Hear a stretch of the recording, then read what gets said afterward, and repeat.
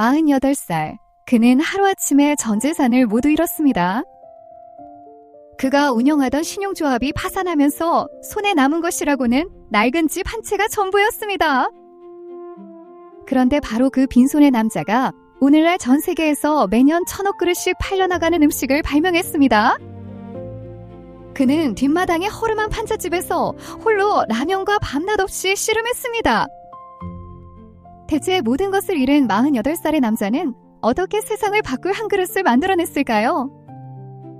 이야기의 주인공은 안도 모모후쿠, 대만에서 태어나 일본에서 활동한 사업가였습니다. 그는 젊은 시절부터 여러 사업에 손을 대며 산전수전을 다 겪은 사람이었습니다. 한때는 제법 성공한 사업가로 이름을 날리기도 했습니다. 그러던 1957년 그가 이사장으로 있던 신용조합이 그만 파산하고 말았습니다. 그 여파로 안도는 평생 일궈온 재산을 송두리째 날려버렸습니다. 당시 그의 나이는 이미 48살로 무언가를 새로 시작하기에는 너무 늦어 보이는 나이였습니다. 하지만 안도는 좌절하는 대신 오히려 두 눈을 반짝였습니다. 그는 아무도 성공하지 못한 새로운 도전을 마음에 품고 있었습니다. 바로 누구나 손쉽게 먹을 수 있는 라면을 만드는 일이었습니다. 안도가 하필 라면에 매달린 데에는 분명한 이유가 있었습니다. 제2차 세계대전이 막 끝난 직후의 일본은 극심한 식량난에 시달리고 있었습니다. 사람들은 한 끼를 때우기 위해 추운 겨울밤에도 가게 앞에 길게 줄을 섰습니다. 안도는 김이 모락모락 나는 라면 가게 앞에 그 긴 줄을 유심히 지켜보았습니다. 그리고 마음속에 한 가지 확신을 얻었습니다. 배부른 세상이 되어야 비로소 진짜 평화도 온다는 믿음이었습니다. 그는 집에서 간편하게 끓여 먹을 수 있는 라면을 만들기로 결심했습니다. 다만 그 라면에는 반드시 지켜야 할 까다로운 조건들이 있었습니다. 맛있어야 하고 오래 보관할 수 있어야 하고 값싸고 간편하며 무엇보다 안전해야 한다는 것이었습니다. 안도는 집 뒷마당에 허름한 판잣집 하나를 손수 지었습니다. 그 좁디 좁은 작업실에서 그는 매일 이른 새벽부터 한밤중까지 라면 연구에 매달렸습니다. 하루에 겨우 4시간만 자며 무려 1년을 꼬박 이 일에만 쏟아부었습니다.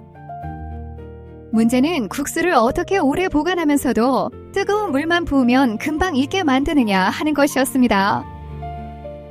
수백 번을 실패해도 안도는 결코 포기하지 않았습니다. 그는 지친 스스로에게 이렇게 되뇌었습니다. 늦었다고 생각하는 지금이 가장 빠른 때다. 그러던 어느 날 그는 아내가 부엌에서 튀김을 튀기는 모습에서 결정적인 힌트 하나를 발견했습니다. 기름에 튀기면 국수 속 수분이 순식간에 날아간다는 사실이었습니다.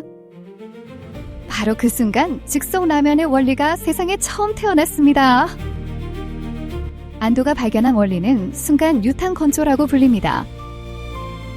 국수를 뜨거운 기름에 튀기면 면 속의 수분이 순식간에 증발하며 빠져나갑니다. 그리고 그 자리에는 눈에 보이지 않는 작은 구멍들이 촘촘하게 남습니다. 비밀은 바로 이 구멍이었습니다. 덕분에 튀긴 국수는 수분이 거의 없어 몇 달이고 상하지 않고 보관됩니다.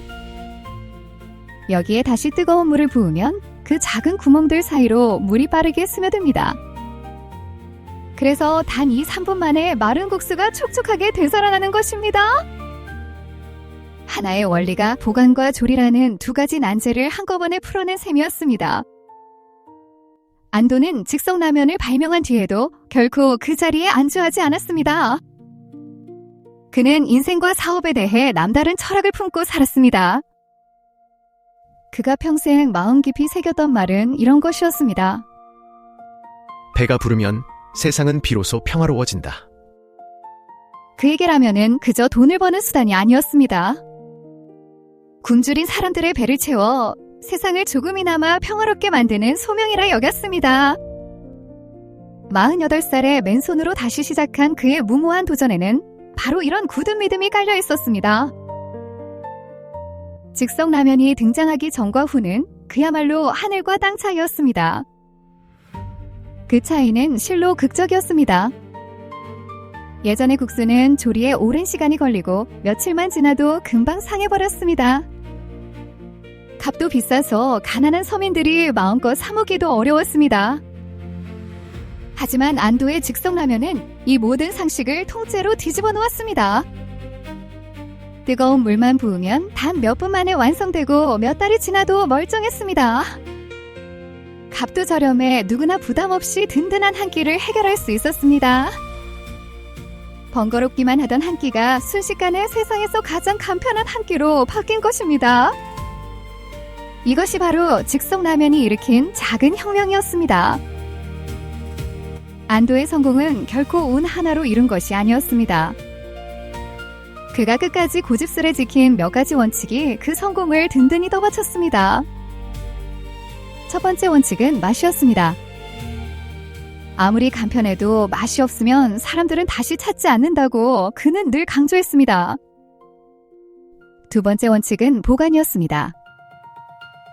냉장고 없이도 오래 두고 먹을 수 있어야 진짜 유용하다고 여겼습니다. 세 번째 원칙은 간편함이었습니다. 누구든 뜨거운 물만 있으면 손쉽게 요리할 수 있어야 한다는 것이었습니다. 여기에 안도는 훗날 하나를 더 보탰습니다.